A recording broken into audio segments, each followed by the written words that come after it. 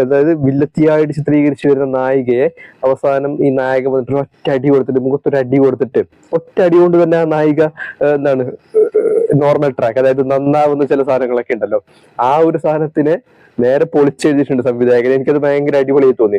എനിക്ക് തോന്നുന്നു ഈ നമ്മൾ സാധാരണ ഈ ട്രോൾ എന്ന ചില സിനിമകളിലൊക്കെ ഈ നായികയ്ക്ക് ഒരു അടി കൊടുത്തിരുന്ന സമയത്ത് നായിക ചോദിക്കുന്നത്, ഈ അടി എന്താ എനിക്ക് നേരത്തെ തരാത്ത, ഞാൻ നേരത്തെ നന്നായി പോകുമായിരുന്നല്ലോ. സോ ഇത് കണ്ടപ്പോ എനിക്ക് പെട്ടെന്ന് അത് തോന്നി. ആ ഒരു ക്ലീഷയെ നല്ല രീതിയിൽ പൊളിച്ചെഴുതിയിട്ടുണ്ട് കേട്ടോ ഈ പടം. പിന്നെ ഈ പടം ഞാൻ പറഞ്ഞില്ല, എക്സ്ട്രാ മാരിറ്റൽ അഫെയറിന്റെ കാര്യമാണ് ഈ പറയുന്നത്.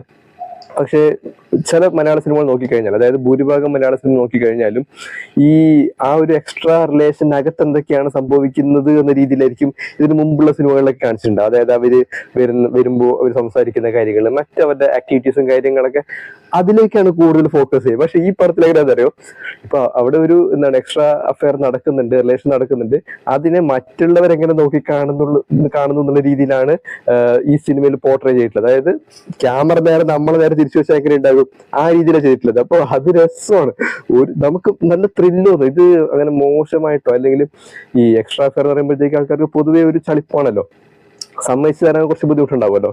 അപ്പോ നമ്മൾ ഈ പടം കാണുന്ന സമയത്ത് നമുക്കൊരു ത്രില്ലും അത് ഇവൻ വരണം, പിടിക്കണം, ആ ഒരു സാധനം നമുക്ക് ശരിക്കും തോന്നും. അത് നല്ല രീതിയിൽ ഡയറക്ടർ പോർട്രേ ചെയ്തിട്ടുണ്ട്. പക്ഷെ എനിക്കിത് അംഗീകരിക്കാൻ പറ്റാത്തൊരു കാര്യമായിട്ട് തോന്നിയത്, ഇതിന്റെ ക്ലൈമാക്സിന്റെ ഈ ഒരു എക്സ്ട്രാ അഫെയറിലേക്ക് പോകുന്ന ആൾക്കാർ അല്ലെങ്കിൽ ആ ഒരു ലേഡി കഥാപാത്രം പറയുന്നുണ്ട്, എനിക്ക് വേണ്ട കാര്യങ്ങൾ എൻ്റെ പാർട്ണറിൽ നിന്ന് കിട്ടാത്ത സമയത്താണ് എനിക്കിങ്ങനെ പോകേണ്ടി വന്നത്, എനിക്ക് ഇഷ്ടപ്പെട്ട ഒരു സീരിയൽ പോലും കാണാൻ സമ്മതിക്കാറില്ല എന്നൊക്കെ പറയുന്നുണ്ട്. പക്ഷെ അതിന്റെ പൊളിറ്റിക്സിനോട് എനിക്ക് യോജിക്കാൻ വേണ്ടി പറ്റില്ല. ഇപ്പോൾ ഒരു പാർട്ണറിൽ നിന്ന് എന്താണോ കിട്ടേണ്ടത് അത് കിട്ടിയിട്ടില്ല എങ്കിൽ അയാളുടെ മുഖത്ത് നോക്കി കാര്യം പറയുക എന്നുള്ളതാണ്. എനിക്ക് വേണ്ടത് ഇതല്ല, എനിക്ക് വേണ്ടത് ഇന്നതാണ് എന്ന് പറഞ്ഞിട്ടാണ് ഇവർ പോകുന്നതെങ്കിലില്ലേ, ദാറ്റ്സ് അബ്സല്യൂട്ട്ലി നമുക്കത് അംഗീകരിക്കാൻ വേണ്ടി പറ്റും. ഓക്കെ, അവരുടെ ഭാഗത്ത് ശരിയുണ്ട്. ഇത് പറയാതെല്ലാം പോകുന്ന സമയത്ത് അത്ര അംഗീകരിക്കാൻ പറ്റുന്നതായിട്ട് എനിക്ക് തോന്നിയിട്ടില്ല. മേ ബി എന്റെ പ്രശ്നമായിരിക്കും. നിങ്ങൾക്ക് എന്താ സിനിമയുടെ മറ്റൊരു പോസിറ്റിവിറ്റി ആയിട്ട് എനിക്ക് തോന്നിയിട്ടുള്ള കാര്യം, സാധാരണ നമ്മൾ ഈ ഗ്രാമീണ സിനിമകൾ അല്ലെങ്കിൽ ഗ്രാമത്തിൽ നടക്കുന്ന കഥകളൊക്കെ പറയുന്ന സമയത്ത് കോൺസ്റ്റന്റ് ആയിട്ട് ഉണ്ടാകുന്ന ഒരു സാധനമാണ് ചായക്കട. പക്ഷേ ഈ പടത്തിൽ ചായക്കട ഇല്ല. അത് എനിക്ക് നല്ലൊരു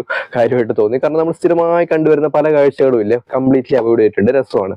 പക്ഷെ കഥാപാത്രങ്ങളെല്ലാം വളരെ റിലേറ്റബിൾ ആയിരുന്നു, സ്ലാങ് ആയി കഴിഞ്ഞാലും. പിന്നെ എനിക്ക് നേരിട്ട് പരിചയമുള്ള 1-2 ആർട്ടിസ്റ്റുകൾ കൂടി പടത്തിൽ അഭിനയിച്ചിട്ടുണ്ട് കേട്ടോ. അവര് നല്ല രീതിയിൽ തന്നെ ചെയ്തിട്ടുണ്ട്, അടിപൊളിയായിരുന്നു.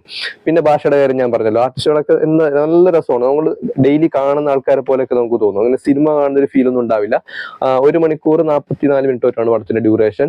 എനിക്ക് ഈ പടം തിയേറ്ററിൽ മിസ്സായ പടമാണ്. എന്ന് വെച്ചാൽ തിയേറ്റർ വാച്ച് ഡിമാൻഡ് ചെയ്യുന്ന വമ്പ പടമൊന്നും അല്ല കേട്ടോ. നമുക്ക് എവിടെ ഇരുന്നും കാണാൻ പറ്റുന്ന പടമാണ്. എല്ലാ തരത്തിലും നമ്മളെ സാറ്റിസ്ഫൈ ചെയ്യുന്ന പടമാണ്. വലിയ ബജറ്റ് ഡിമാൻഡ് ചെയ്യുന്ന പടമല്ല, കുഞ്ഞി പടം. അത് നമ്മുടെ സുദേവന്റെ എല്ലാ പടങ്ങളൊക്കെ